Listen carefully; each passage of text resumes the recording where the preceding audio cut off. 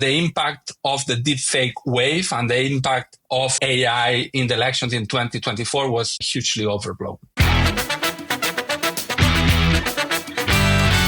Welcome to the Campaign Trend Podcast, where you're joining in on a conversation with the entrepreneurs, operatives, and experts who make professional politics happen.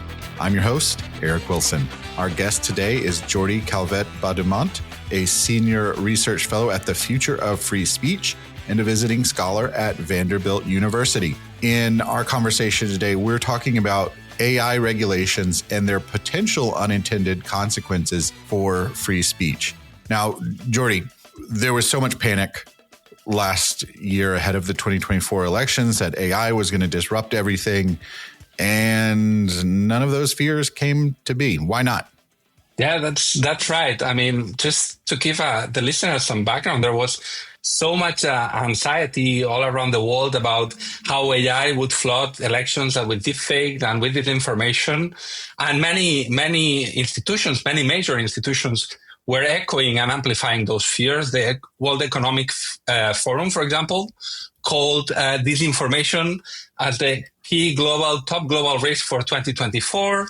Many media, and of course, we saw that translate into public concern. It fueled public concern, and we saw 50%, according to Pew, 50% of Americans were worried about AI spreading disinformation. So, after the elections in Europe, where I'm from, and after the US elections, we asked ourselves, what happened in the end? What we saw across the board is that the impact of the elections was significantly overblown across the world. And we saw that in research from Princeton.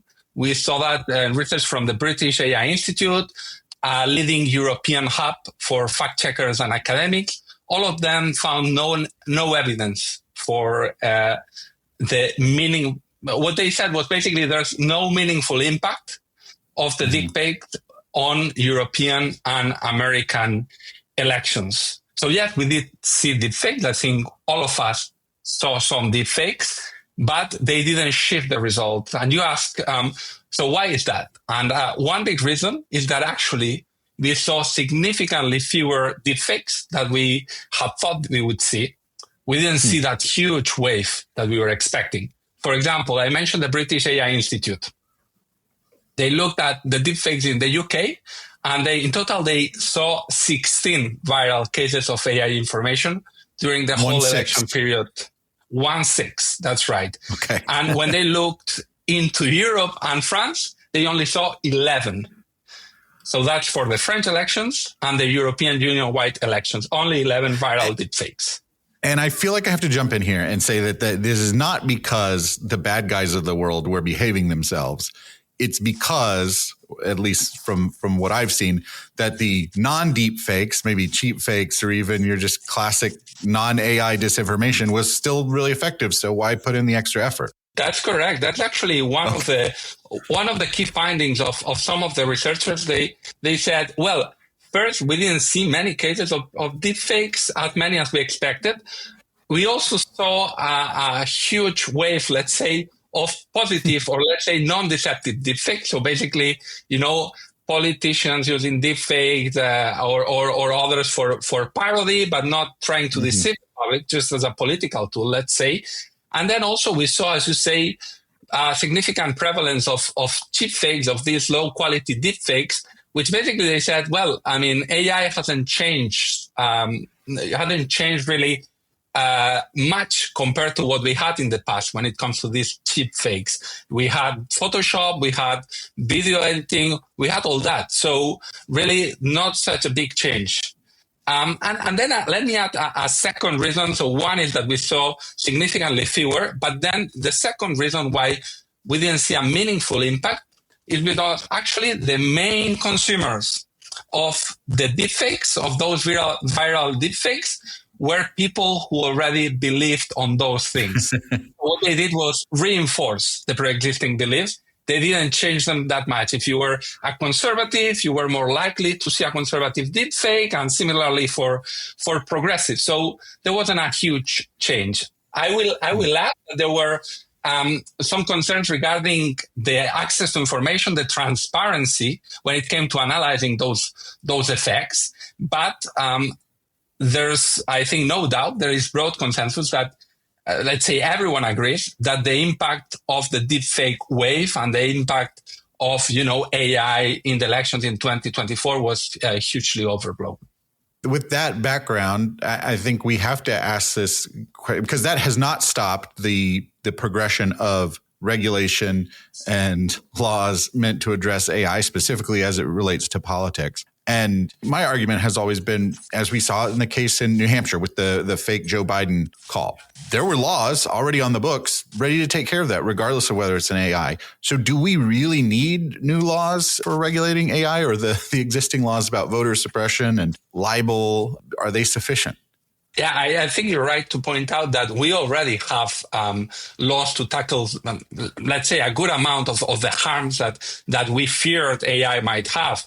I think what we've seen is that AI has gone from a very niche technology that is only known to researchers to this mainstream technology used by hundreds of millions.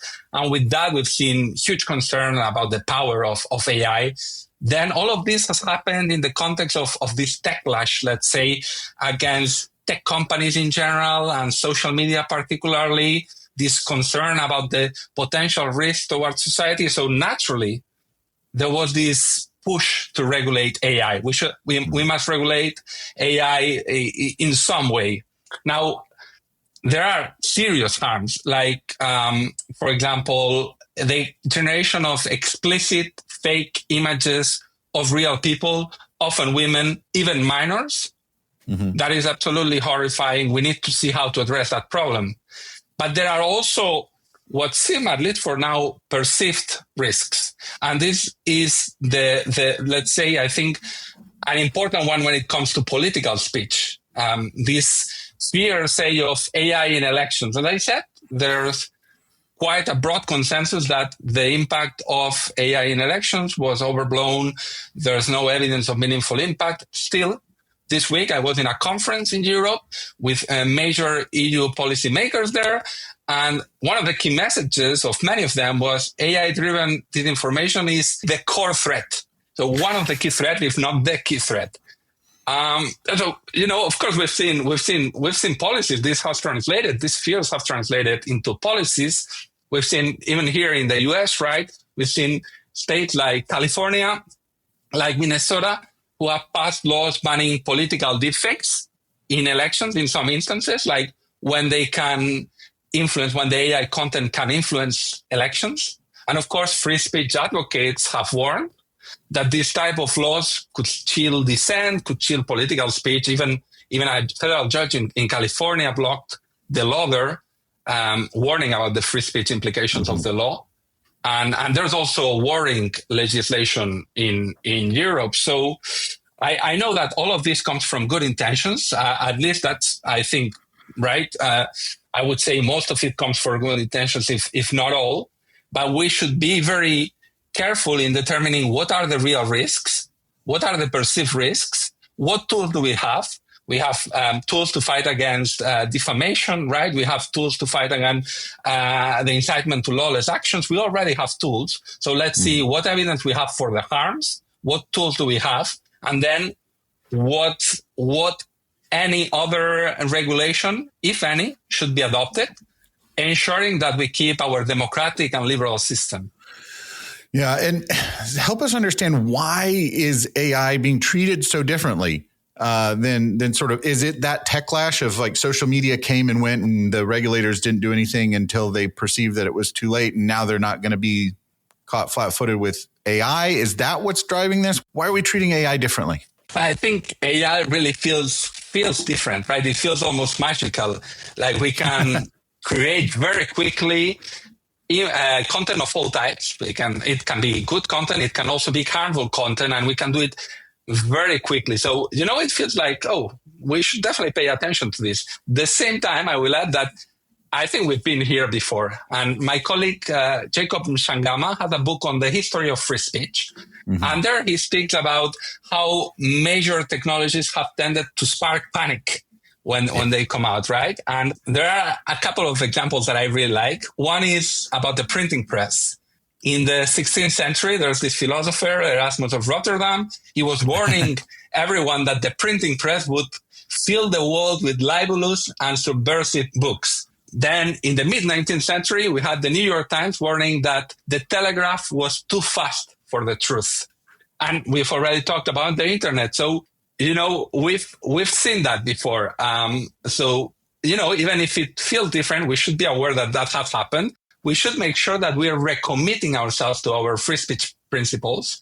The technology can change, but our principles should remain there, and we should apply them. And look, I'm not saying that AI doesn't come with risks. We've already talked about some of them, like the concerns regarding the generation of intimate images. And I also understand concerns about hate speech, disinformation, all of that. So I'm not denying that harms do exist. But that's true for any communication technology. That's true for books. That's true for the internet. That's true for the telegraphs. And we shouldn't aim to eliminate all those harms. What we should try to do, in my opinion, is see how to manage them, but without undermining the foundations of these free and democratic societies that we have. No. So to come to the defense of Erasmus, he was correct. Right. The printing press did lead to all those things, but more importantly, it led to lots of benefits.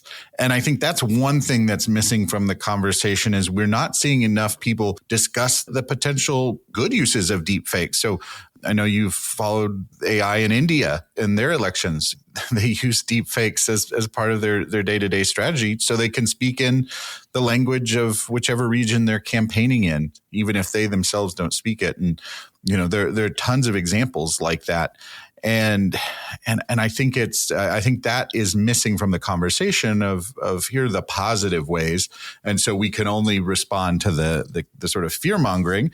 And in reality, we're not seeing the use case either positive or negative yet because it's still so new. Yeah, absolutely agree. I'm happy to talk about it. There's plenty of positive use cases of AI when it comes to empowering challengers, politicians, to fight against incumbent by facilitating the generation of content. There's also the possibility of in countries that speak many languages to allow people to allow politicians to reach those users that don't speak their own language. In terms of civic engagement as well, fighting against authoritarians. So for sure, there is plenty of good uses. And I think that's something, as you say, we should be paying more attention to that as well.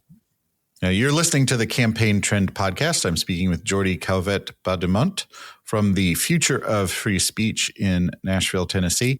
Talk to us a little bit. I mean, you've alluded to this, but say more about the potential risks to free speech of overly broad AI regulation. There's it's almost like we don't have to defend free speech, but give some examples of where it might go wrong. Yeah, I think that the risk when it comes to overly broad AI regulations I see at least three based on the models that I've looked into. We have China. In China, they are reportedly testing models to see if they comply with core socialist values. So that's, a clear tool of control. And that we see when we use DeepSeek and we ask DeepSeek about things like Taiwan or the Uyghurs or other sensitive topics. If you're using the platform from DeepSeek, it's going to reject or it's going to parrot some Communist Party talking points. So we've seen that. We've seen that as a tool of control and propaganda. Then if we look at Europe, there's these obligations to what is called assess and mitigate systemic risk. Now, the issue with systemic risk is that nobody knows exactly what they are. So they are very subjective and they are very vague. So what's the risk there? It's the risk of one, self-censorship from companies. I'm going to be very cautious if I'm a company, not to publish any content that might be perceived negatively by authorities because I don't want to get into trouble because of PR, because of the fines. And there's also, of course, given how vague and how subjective it is, there's also the risk of that type of provisions being misused by public authorities. Mm-hmm. Now, of course, China and Europe are very different worlds. Europe is a democracy with rule of law. China's an authoritarian regime, but we should also be paying attention at risk in democracy. And then I already talked about the US and say limiting or banning political deepfakes. I've talked about California, I've talked about Minnesota, and that free speech advocates have already been warning about the risk to stifle political speech like satire, like parody. So I think those are some key risks that I'm seeing. So what, if anything, should be done by governments about AI in politics or around political speech? Is it, hey, let's stop and wait and see? Or are there some targeted interventions that you think might be appropriate at this stage? So I think for policymakers, let's say my recommendation would be, I would not be in favor of stopping. I would be in favor of let's continue the research and let's ensure that we have access to data and that we promote the research that we need. Let's see what the real impact is, where the real risks are, where the real harms are. And then based on that, and without falling into panic mode, let's adopt any policies that we need. And then second, let's focus on, let's call them pro-speech, non-restrictive policies. I mean, like media and AI literacy. Let's make sure that all of us are equipped since we're young, but including, so even kids from school or including kids in school, children in school, but also adults. Let's make sure that we empower people to spot this information, to think critically, to assess sources. Because I think realistically, AI content is not going away. So we need to make sure that we're ready to really deal with it. Yeah. And I think at the top of our conversation, we were pretty critical of the panic and people really overblowing. Hard to say whether that was actually effective in sort of raising the risks and people being on guard. We obviously can't know that, but that media literacy and being able to know what the technology is and things like that is incredibly helpful. Yeah, I think we need to do it in a responsible way, right? Warning people about the risks, but without inflating them, without making them look as this terrible thing that we cannot avoid. And there's one interesting study that pointed out that actually the consumption of, let's say, content warning about AI risks, but in this inflated way, especially on TV, led to huge concerns to public society. So I think, and then subsequently distrust. So let's do it, absolutely. Let's warn people and let's do it in a responsible way. I think that's a great way to approach it. So one thing that I am concerned about as a practitioner in the political space is there's sort of that preemptive regulation that we're seeing with OpenAI, Claude, others coming out and saying, you're not allowed to use this for politics and sort of self-censoring even. And I think some of that's this is still too new. We're trying to figure things out. But how are the various AI companies restricting free speech in their policies and how should they address that? Right. That's a very important part of at the think tank I work in, at the Future of Free Speech. We focus not only on laws, but we also focus on the free speech culture. I think this is an indispensable part of the free speech culture when it comes to AI models. And what we saw initially was what you're saying, that models tended to overcorrect all the time. We did this analysis in early 2024, where we analyzed the major models. And when we looked into ChatGPT, Gemini, Claude, 3 major models, they were refusing to answer prompts 50% of the time. Wow. And those prompts concerned controversial but legal topics. We tried to be balanced. So I don't know, the participation of transgender athletes in women's sports, the COVID-19 lab leak theory, whether white Protestants hold too much power in the US. So, controversial topics from both sides. And we saw that half of the prompts were rejected. But we've seen good news. We've seen that at least some AI companies have reacted. OpenAI publicly committed to an intellectual freedom policy. Anthropic also announced that they are reducing by 45% unnecessary refusals. And so we repeated this exercise again this year, and we did see that models have significantly improved. Now the refusal rate is not 50%, it's 25%. So we're on the way of using Good. empowerment, hopefully. And it is such a broad instrument, banning certain words from responses and things like that. I was at a conference of public opinion researchers this week, and they were talking about how it can be difficult to use the AI to do analysis because you're asking people for their opinions on these controversial issues. And if you can't use the AI to query certain things, I mean, it's an axe when a scalpel is needed for sure. Absolutely. Well, my thanks to Jordi for a great conversation. Go check out his work at Tech Policy Press and the Future for Free Speech, a great organization that, as he mentioned, is doing some really good stuff to make sure that our free speech is protected in the frontier technologies of our day. And you know that if this episode made you a little bit smarter, maybe it gave you something to think about, all we ask is that you share it with a friend. You'll look smarter in the process and more people find out about the show. So it's a win-win all around. Remember to subscribe to the Campaign Trend podcast wherever you get your episodes, and be sure to visit campaigntrend.com. With that, I'll say thanks for listening. We'll see you next time. The Campaign Trend podcast is produced by Advocacy Content Kitchen, a media production studio.